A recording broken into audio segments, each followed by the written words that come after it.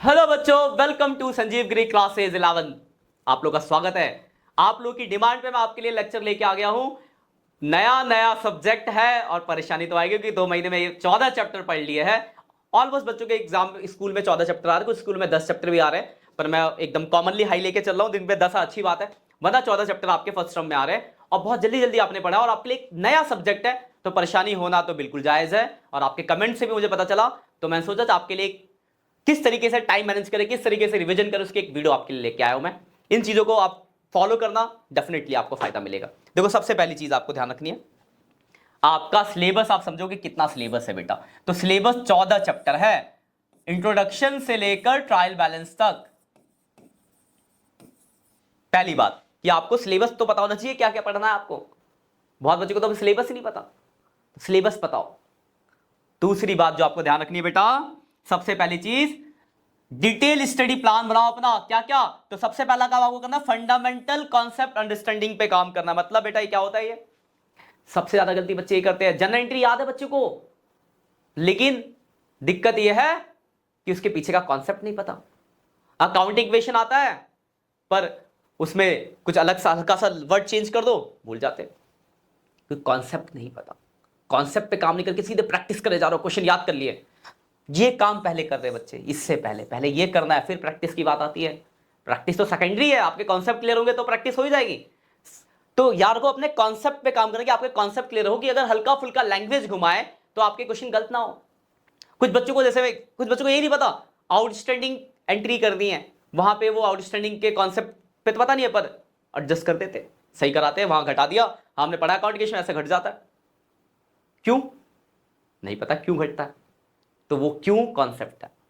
तो कॉन्सेप्ट याद रहेगा, तो आउटस्टैंडिंग सैलरी की जगह अगर आउटस्टैंडिंग इंटरेस्ट बोलेगा तो भी आपको पता होगा सेम एंट्री होगी। कुछ बच्चे ऐसी भी गलती करते हैं, आउटस्टैंडिंग सैलरी करते आए, याद है आउटस्टैंडिंग इंटरेस्ट आ गया, अरे यार ये क्या है, ड्यू लिख दे, interest due but not paid, मतलब आउटस्टैंडिंग ही होता है। ये कौन सी लैंग्वेज आ गई। तो कॉन्सेप्ट पे काम करना है, जब कॉन्सेप्ट आपके अच्छे हो जाएंगे तो क्वेश्चन अपने आप बनेंगे। और सीधी बात है, अकाउंट्स एक प्रैक्टिकल सब्जेक्ट है, तो प्रैक्टिस तो बहुत जरूरी है, तो प्रैक्टिस करना पड़ेगा। और 11th में जो सबसे बड़ी परेशानी आती है, क्योंकि आपके लिए एक नया सब्जेक्ट है, तो टाइम मैनेजमेंट, बहुत बच्चों के पेपर छूटेंगे, डेफिनेटली छूटेंगे, होता है, नई चीज है। कैलकुलेशन देखो, सी से कॉमर्स है, सी से कैलकुलेशन है। अगर आपकी कैलकुलेशन सही नहीं है, अच्छी नहीं है, तो कैलकुलेशन में बेटा काम कर लो। और जो आप लोग घर पे फोन से कैलकुलेशन करते हो तो छोड़ दो आदत, हाथ से आदत डालने कैलकुलेशन करने की, वरना एग्जाम में गड़बड़ हो जाएगा। क्योंकि अगर बहुत सारे बच्चों के साथ ऐसा होता है जिनका कैलकुलेशन वीक होने की वजह से आता हुआ पेपर छूट जाता है, आती हुई चीजें छूट जाएगी, 3 घंटे में पेपर कर ही नहीं पाते, तो मेन रीजन होता है कैलकुलेशन का। तो उसको ठीक करो आप। अब वो कैसे होगा, तो प्रैक्टिस करके, क्वेश्चन की प्रैक्टिस करो और कैलकुलेटर का यूज मत करो। तीसरी चीज, रिवाइज अपने वीक एरिया पे काम करो। जब आप रिवीजन प्रैक्टिस करोगे तो आपको पता चलेगा कि ये मेरा वीक पॉइंट है, तो उन वीक पॉइंट्स के क्वेश्चनों की ज्यादा प्रैक्टिस करनी है कि एग्जाम में आपको दिक्कत ना है। लेकिन बच्चे ये नहीं करते, जो आता उसको करे जा रहे, जो नहीं आता उसको छोड़ दिया। अरे उसको करना जो नहीं आता है। और अगली चीज, आपको लास्ट मिनट रिवीजन के लिए आपको अपने नोट्स बना के रखने। कुछ ऐसे पॉइंट्स होते हैं जो बहुत कम बार आया है, बहुत गड़बड़ी होती है, तो उन चीजों को अपने शॉर्ट नोट आपने अपना बना लिया कि ये चीजें जो मैं भूलता हूं या मैं भूल जाती हूं, तो उसका एग्जाम टाइम से पहले देख लिया, अरे हाँ ये एग्जाम में आएगा, लिख दोगे, ठीक है। उसके बाद बेटा आपको क्या करना है, तो फोकस करना अपने एरिया, कौन कौन से, जैसे मैं बात करूं, पहले आप ये लिख लेना क्योंकि ये थोड़ा पॉइंट इंपॉर्टेंट है। मतलब कौन कौन सी चीजें जो रिपीट होती है, पहले उन पे बात करो ना, क्योंकि मेन तो नंबर लाना बढ़िया सा। जैसे पहला चैप्टर फंडामेंटल, तो फंडामेंटल में कुछ क्वेश्चन जो रिपीट होते हैं, जैसे बुक कीपिंग अकाउंटिंग में डिफरेंस हो गया, एडवांटेज ऑफ अकाउंटिंग हो गया, लिमिटेशंस हो गया आपका, और क्या कहते हैं क्वालिटेटिव कैरेक्टरिस्टिक्स हो गया, तो इन पे ध्यान रखो। सेकंड चैप्टर में types of assets, types of liabilities, types of expenditure हो गया आपका, लिखते जाना इसको, टिक लगा लो। टाइप्स ऑफ एक्सपेंडिचर हो गया, टाइप्स ऑफ रिसिप्ट हो गया, ठीक है, छोटे छोटे वर्ड तो आप पढ़ ही लोगे उसके बाद। फिर थर्ड चैप्टर में प्रिंसिपल्स और अजम्पशंस को अच्छे से कर लो, अकाउंटिंग स्टैंडर्ड के कॉन्सेप्ट को समझ जाओ, पीछे इसके पीछे के इसके एडवांटेज क्या है अकाउंटिंग स्टैंडर्ड, और मेन है इसमें वो प्रिंसिपल एंड अजम्पशंस, वो आपको हर एक प्रिंसिपल और अजम्पशन के बारे में पता हो। फिर चौथे चैप्टर में एक मेन क्वेश्चन पढ़ लो, difference between cash basis and accrual basis. Difference पढ़ लोगे तो आप किसी एक के बारे में एडवांटेज और लिमिटेशन भी लिख सकते हो, तो डिफरेंस पढ़ लो। चैप्टर 5 में 2 ही टॉपिक अकाउंटिंग इक्वेशन की प्रैक्टिस कर लियो। फॉर्मूले वाले क्वेश्चन पे जरूर ध्यान देना, कि फॉर्मूले वाले क्वेश्चन बच्चे करके नहीं जाते, एग्जाम में आएगा गड़बड़ कर देते हैं। तो फॉर्मूले में क्लोजिंग कैपिटल कैसे निकालते हो, ओपनिंग कैपिटल कैसे निकालते हो, उसके डिफरेंट डिफरेंट प्रैक्टिस है, लेक्चर में डाले हुए वहां से कर सकते हो आप, अगर आपने पढ़ा नहीं है तो।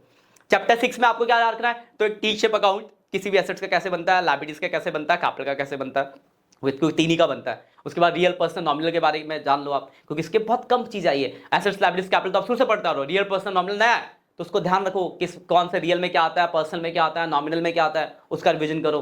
चैप्टर 7 में टाइप्स ऑफ वाउचर्स याद रखो। सोर्स डॉक्यूमेंट जो साथ थे उनके बारे में पता होना चाहिए आपको कि पेन स्लिप क्या होता है, क्या कहते हैं, कैश मेमो क्या होता है, इनवॉइस क्या होता है, रिसिप्ट क्या होता है, उसके अलावा क्या कहते हैं, चेक क्या होता है, डेबिट नोट क्रेडिट नोट क्या होता है। उसके बाद वाउचर बनाना आपको आना चाहिए। फिर चैप्टर 8 में आओ तो जनरल एंट्रीज की प्रैक्टिस करो। बेसिक तो हो जाएगी, जो बार बार इंस्टॉलमेंट वाली एंट्री हो गई, लॉस वाली एंट्री हो गई, आपकी आउटस्टैंडिंग प्रीपेड वाली एंट्री हो गई, चैरिटी वाली एंट्री हो गई, इन पे थोड़ा ज्यादा फोकस कर लो। और एक टॉपिक है trade discount and cash discount, उसको तो बहुत अच्छे से देख लो क्योंकि वहां गड़बड़ी होती है कैलकुलेशन की वजह से। चैप्टर फिर 9 पे आते हैं, लेजर के ज्यादा करने की जरूरत है, एक दो क्वेश्चन कर लो कि आपको लेजर कैसे भेजना है पता हो। फिर चैप्टर 9 में डबल कॉलम कैश, चैप्टर 10 में डबल कॉलम कैश बुक को बहुत अच्छे से कर लो क्योंकि एग्जाम में वो डेफिनेटली आएगा 6 नंबर का। और फिर पेटी कैश बुक को थोड़ा सा देख लेना, कभी कभी वो 3 नंबर में आ जाता है, मतलब डबल कॉलम तो अच्छे से करके जाओ बेटा। पेटी कैश बुक आसान है, अदर बुक का आसान से चैप्टर है, बस बुक बनाना सीख जाओ, एक एक क्वेश्चन की प्रैक्टिस कर लो, हो जाएगा। उसके बाद अगर हम चैप्टर 11 के बाद 12 के बाद जीएसटी, तो जीएसटी की थ्योरी पढ़ लो, एडवांटेज जीएसटी, एडवांटेज, ऑब्जेक्टिव और कैरेक्टरिस्टिक्स, और कब सी लगता है, कब एस लगता है, कब आई जीएसटी लगता है, इंटर स्टेट सप्लाई क्या होता है, इंटर स्टेट सप्लाई क्या होता है, ये पता होना चाहिए आपको। और जीएसटी को जनरल में कैसे अप्लाई करते हो, 2-3 क्वेश्चन कर लोगे क्लियर हो जाएगा। जीएसटी को कैश बुक में कैसे अप्लाई करते हैं, जीएसटी को अदर बुक में कैसे अप्लाई करते हैं, वो तो बहुत और ज्यादा आसान है, एक एक क्वेश्चन करो खत्म, मतलब 4-5 क्वेश्चन प्रैक्टिस कर लो ताकि हो जाए। उसके बाद आप आते हैं अगला बीआरएस, बैंक रिकंसिलिएशन स्टेटमेंट, उसको बहुत अच्छे से करना, उसमें बहुत वो थोड़ा दिमाग यूज करने वाला चैप्टर है। याद मत करना, याद करोगे मैंने आपको पहले बताया 6 में से 3 नंबर आएंगे, कॉन्सेप्ट समझ के रखोगे तो पूरे 6 नंबर आएंगे। प्लस माइनस का जो कॉन्सेप्ट है उसको अच्छे से काम कर लो कि कैश बुक में कब प्लस क्या माइनस, पासबुक होगा तो क्या होगा, उसका उल्टा हो जाता था। उसके बाद ट्रायल बैलेंस तो आपका एक आसान सा चैप्टर आएगा, तो 3-4 नंबर में आएगा और फ्री है, सिंपल है। Assets expense debit, liabilities capital revenue credit, input होगा जीएसटी तो एसेट्स होता है डेबिट, आउटपुट जीएसटी क्रेडिट, सीधा सा कॉन्सेप्ट है। इस तरीके से आप इसकी प्रैक्टिस करो, ठीक है बेटा। उसके बाद जब आप ये सब कुछ रिवाइज कर लो तो प्रीवियस ईयर का पेपर उठा के या मॉक टेस्ट बनाओ आप। इससे ये बनाने से आपका क्या होगा, आपको टाइम मैनेजमेंट का पता चलेगा कि आपकी स्पीड स्लो है या फास्ट है। तो रिवीजन करने के बाद करना है काम आपको, तो अगला काम आपको करना है कि पेपर्स की प्रैक्टिस करो एग्जाम से 1-2 दिन पहले, जब आपने सब कुछ रिवाइज कर लिया है, ठीक है। उसे भी देखो कि कौन सा आपका कहाँ टाइम मैनेजमेंट की वजह से पेपर छूट रहा है, या कोई टॉपिक है जिसकी वजह से पेपर छूट रहा है, जो नहीं आ रहा, जिसमें टाइम ज्यादा लग रहा है, तो उसकी प्रैक्टिस ज्यादा करो, ठीक।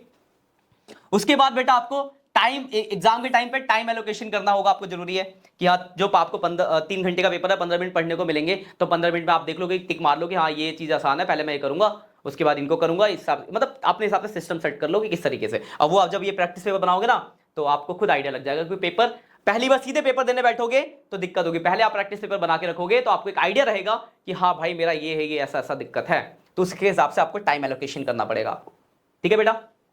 उसके बाद जो अगली बात आपको ध्यान रखनी कि सबसे पहली चीज ये जो बहुत इफेक्टिव है कि answer what you know first, मतलब पहले उन क्वेश्चनों करो जो आसान है, ये नहीं कि पहले डिफिकल्ट सा क्वेश्चन उठा के लेके बैठ गया और आधा घंटा उसी में लगा दिया, करूंगा क्यों नहीं, मेरी जिद है, पूरा करके जाऊंगा, पढ़ा है मैंने, अब उसके चक्कर में पेपर छूट जाए, ऐसा नहीं। तो पहले जो आसान क्वेश्चन है जो जल्दी हो जाएंगे उनको कर लो, जैसे टी शेप अकाउंट हो गया, अकाउंटिंग इक्वेशन हो गया, जनरल आता है तो सीधे डायरेक्ट है, ठीक है, इन्हें सीधे कैश बुक उठा लिया, पहले एक एंट्री गड़बड़ करोगे गड़बड़ हो जाएगा। तो पहले उन क्वेश्चनों करो जो आसान आसान है, जो आपको पता है ये मैं कर लूंगा, एंट्री पड़ी हाँ हो जाएगा, अदर बुक है हो जाएगा, एमसीक्यू है हो जाएगा, उनको पहले करो जो आसान होता है, जो आपको आता है। आपके लिए क्या आसान है, सीधी सी बात है, मेरे लिए तो सब में पढ़ा रहा हूं, आपके लिए क्या है जो आपने अच्छे से प्रैक्टिस करी, तो पहले अपने आसान क्वेश्चनों की क्वेश्चन करो। उसके बाद दूसरा काम क्लियर एंड नीट राइटिंग, आप साफ सुथरा लिखो, ये नहीं गंदा खिचड़ी बना दी उसी के अंदर, पेपर देखता है समझ ही नहीं आ रहा, तो साफ सुथरा लिखो, कटम मतलब काटो कम। तीसरी बात कैलकुलेशन, मतलब जो वर्किंग नोट है उसको क्लियरली दिखाओ सब कुछ, कि हाँ वर्किंग नोट के भी नंबर होते हैं, साफ सुथरा दिखाओ सब कुछ, कि हाँ ये वर्किंग नोट है इसका, जैसे ट्रेड डिस्काउंट कैश डिस्काउंट का टॉपिक आया, एंट्री कर रहे हैं तो उसका वर्किंग नोट बनता है ना, तो वर्किंग नोट दिखाओ आप अपना, ठीक है ना। उसके बाद सबसे इंपॉर्टेंट बात, स्टे काम एंड फोकस्ड। देखो अकाउंट्स बेटा है, अकाउंट्स में क्या होता है बेटा कि कैलकुलेशन का बहुत रोल है ना, तो अगर आप फोकस नहीं रहोगे, काम इधर उधर भटकेगा ध्यान, तो आपकी कैलकुलेशन गड़बड़ जाएगा, कैलकुलेशन गड़बड़ तो क्वेश्चन गड़बड़। तो फोकस होकर आराम से शांति से पेपर करो, अच्छे से कैलकुलेशन करो, और याद रखना कैलकुलेटर का यूज बिल्कुल मत करना अभी, मतलब क्योंकि एग्जाम में तो मिलेगा नहीं, तो गड़बड़ हो जाएगी, आपको पता ही नहीं चलेगा आपकी स्पीड क्या है, फोन तो फटफट फटफट करके जल्दी जल्दी हो जाता है, पता तो तब लगेगा जब आप कैलकुलेट करोगे, ठीक है बेटा। तो इन सब चीजों पर आप ध्यान रखना। उसके बाद आखिरी बात, एग्जाम के दिन जब आप जाओगे तो कुछ बातें ध्यान रखना। सबसे पहली बात उससे एक रात पहले, ये बच्चे बहुत गड़बड़ करते हैं, एग्जाम से एक रात पहले सोचते हैं सब पढ़ लूंगा। अबे पूरे साल तो पढ़ा है, अब एग्जाम से पहले पढ़ेगा क्या पढ़ लोगे, जो आता है वो भूल जाओगे। तो अच्छे से सोना जरूरी है, क्योंकि अकाउंट्स एक कैलकुलेटिव चैप्टर है, मतलब वहां पे आपको दिमाग लगाना है, फोकस करना है, कैलकुलेशन करना है, ठीक है, अंडरस्टैंडिंग समझना है। तो अगर आपकी नींद ही पूरी नहीं होगी तो सुबह नींद वहां सो रहोगे, फायदा क्या है? तो बता, आप फोकस कर नहीं पाओगे। तो इंसान है ना भाई, मशीन थोड़ी है। तो आप एक रात पहले ही जग के सब पढ़ने की जरूरत, पढ़ लिया जो पहले, जो पढ़ना तो पहले कर लो। तो एग्जाम के दिन आप से एक दिन रात पहले आप टाइम पे सो जाओ, सबसे पहली चीज। दूसरी बात, सुबह जब जाओ पेपर देने तो अच्छा खाना खा के जाओ, हल्का लाइट खाना। ये नहीं कि एग्जाम के बीच में पेट कर जा रहा हूं, वॉशरूम जाना पड़ेगा, गया 20 मिनट तो अच्छा खाना खा के जाओ, शांत लाइट खाना, ठीक। तीसरी चीज, टाइम से पहले एग्जाम सेंटर पहुंचो अपने। और चौथी बात, जो भी आपके सामान है, पेन पेंसिल, वो सब अपना लेके जाओ। ये नहीं कि एग्जाम के टाइम पे टेंशन आया, मैं तो पेन ही भूल गया, अब पेन मांगने घूम रहे हो दूसरों से, ठीक है। तो इस तरीके से आप अपने अच्छे से करोगे। देखो पूरे साल मेहनत किया तो देखो तीसरी बात है, डेफिनेटली रिजल्ट मिलेगा। कुछ बातें होती है जो ध्यान रखनी होती है, क्योंकि हम स्टूडेंट हैं, इस लाइफ में तो हो जाती गड़बड़ी। तो इन चीजों पे आप काम करो, फोकस करो, क्योंकि बहुत बच्चों के सामने ऐसा देखा है, ये वीडियो बनाने का मेन मोटिव यही था, बहुत बच्चों के सामने ऐसे देखा है जिनको चीजें आती है पर एग्जाम में या तो टाइम मैनेजमेंट की वजह से गड़बड़ हो जाता है, या फिर वो अपना फोकस नहीं कर पाते, कैलकुलेशन गलत करके आ जाते हैं, या क्वेश्चन को सही से नहीं पढ़ते, आधा क्वेश्चन पढ़ गए। बहुत बच्चों के सामने देखा है, आधा क्वेश्चन पढ़ते हैं और क्वेश्चन कराते हैं, फिर बाद में तो सर मैंने ये तो पढ़ा ही नहीं, मेरी इसकी वजह से मेरा पूरा क्वेश्चन गलत हो गया। तो इन चीजों पे ध्यान रखना। पूरा ये बोलूंगा आपको कि पूरा क्वेश्चन पहले पढ़ो, क्योंकि एक छोटी सी लाइन क्वेश्चन की मीनिंग बदल देती है। तो क्वेश्चन को पढ़ के अच्छे से क्वेश्चन को पढ़ो, उसके बाद काम करो, ठीक है। बाकी कोई भी परेशानी आ रही है किसी टॉपिक में तो हमारी प्लेलिस्ट है, वहां से आप चीजों को रिवाइज कर सकते हो। बाकी कमेंट सेक्शन में छोड़ देना कि कोई भी एक टॉपिक है जिसमें और आपको कुछ वीडियोस चाहिए, मैं आपको बना के भेज दूंगा। बस आप अपने हिस्से का काम करो, मैं अपने हिस्से का एकदम डेफिनेटली ईमानदारी से करूंगा। आपको अपने हिस्से का काम ईमानदारी से करना पड़ेगा, डेफिनेटली आपका एक अच्छा रिजल्ट आएगा, क्योंकि हर बच्चे में करेज है, हर बच्चे के अंदर टैलेंट है। बस आपको क्या करना है, तो एक सही दिशा में उसका यूज करना है, बस इतना ही है, ठीक है बच्चों। मिलते हैं, all the best for exam, अच्छे से पढ़ाई करो। कोई भी परेशानी हो तो हम बैठे आपके लिए। Bye bye.